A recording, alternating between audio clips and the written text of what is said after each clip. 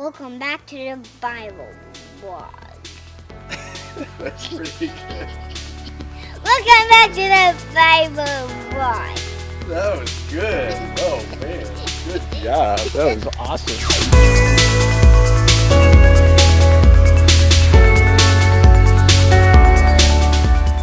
Hey guys, welcome back for chapter 26 of the book of Matthew. Today is the start of Jesus ultimately going to the cross. A lot to cover in this one, so let's go ahead and get started.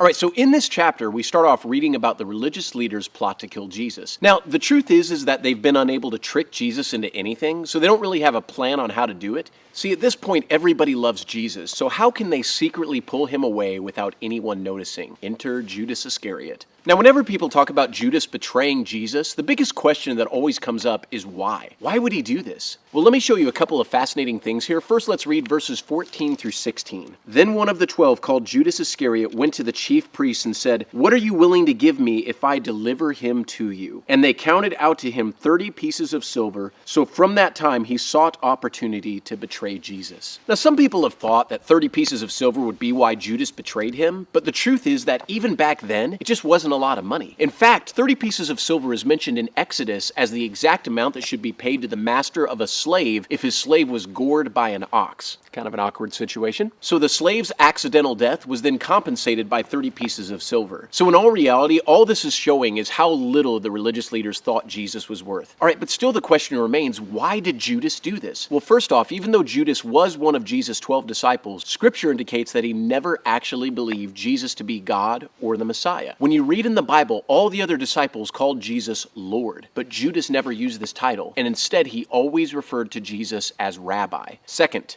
Judas had almost little or no relationship with Jesus himself. Now, when the Gospels list the 12 disciples, they're almost always listed in the same general order with very slight variations. Now, the order that they're mentioned in is believed to indicate their relative closeness with Jesus. So even with these slight variations, Peter, James, and John are always listed first, which is consistent with the relationship with Jesus. Judas, on the other hand, is always listed last. Something else to keep in mind is the only 3 documented talks between Jesus and Judas in the entire Bible is first when Judas is upset about the costly perfume being poured over Jesus' head, second when Judas actually denies his betrayal of Jesus when he's dipping bread with him, and third is the betrayal himself when he comes up and betrays Jesus with a kiss. Finally, the last thing about Judas is we know he was consumed with greed, where he not only betrayed Jesus, but the other disciples. See, what Judas most likely thought was that if Jesus was actually the Messiah, then he would overthrow Rome, and therefore he would be in a position to benefit from the power by being associated with Jesus. Now, once Judas started hearing Jesus talking about his upcoming death, he most likely figured that he couldn't be the Messiah. So, he'll make some money off of Jesus by betraying him. All right, let's go over to verses 26 through 28. And as they were eating, Jesus took bread, blessed and broke it, and gave it to the disciples and said, "Take, eat, this is my body."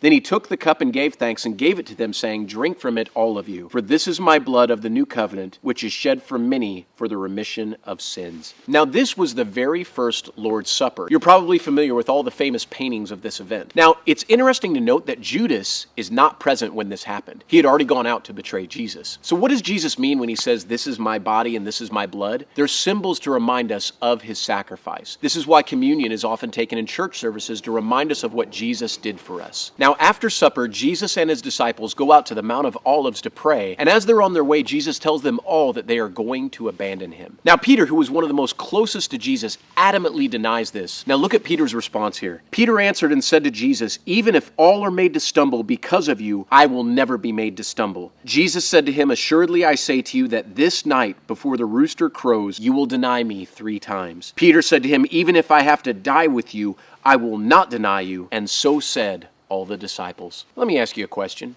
Why would Jesus do this? I mean, he already knows Peter's going to deny him. Is it necessary to rub it in before it happens? You know what Jesus is doing here? He's preparing Peter ahead of time. Jesus already knows that this is going to happen, and yet he's not mad. He's not upset. He's looking at Peter in love, saying, "I already know you're going to do this, but I still love you, Peter.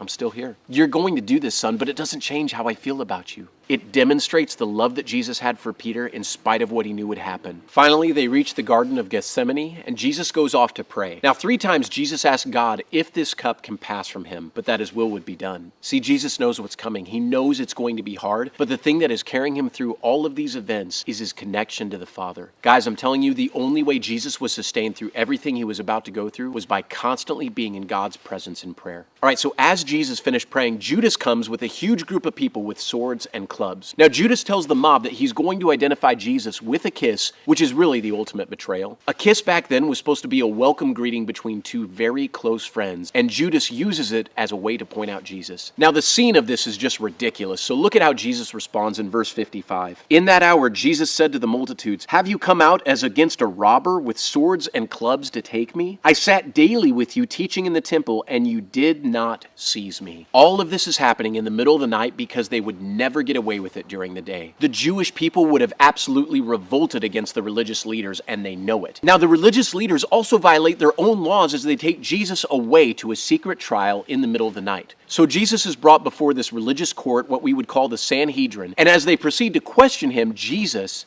is totally silent. Now look at verses 63 through 68. But Jesus kept silent, and the high priest answered and said to him, "I put you under oath by the living God. Tell us if you are the Christ, the Son of God." Jesus said to him, "It is as you said. Nevertheless, I say to you, hereafter you will see the Son of Man sitting at the right hand of the power and coming on the clouds of heaven." Then the high priest tore his clothes, saying, "He has spoken blasphemy. What further need do we have of witnesses? Look now, you have heard his blasphemy. What do you think?" They answered and said, "He is deserving of death." Then they spat in his face and beat him, and others struck him with the palms of their hands, saying, "Prophesy to us, Christ. Who is the one who struck you?" Now, while all of these horrible things are happening inside with Jesus, Peter had followed at a distance and was outside in the courtyard. Well, while he's sitting there, a girl walks up and identifies him as one of the followers of Jesus. Now, this is terrifying for Peter since he's surrounded by people wanting to murder Jesus. They would love nothing more than to do the same thing to him. So Peter denies it and moves over by a gate in the courtyard. Then another girl comes up and says, "You were also with Jesus of Nazareth." Now this time Peter takes an oath and says, "I do not know the man." Now in verse 73, even more people start to recognize Peter, and look at what happens in verses 73 through 75. "And a little later, those who stood by came up and said to Peter, 'Surely you also are one of them, for your speech betrays you.' Then he began to curse and swear, saying, 'I do not know the man.' Immediately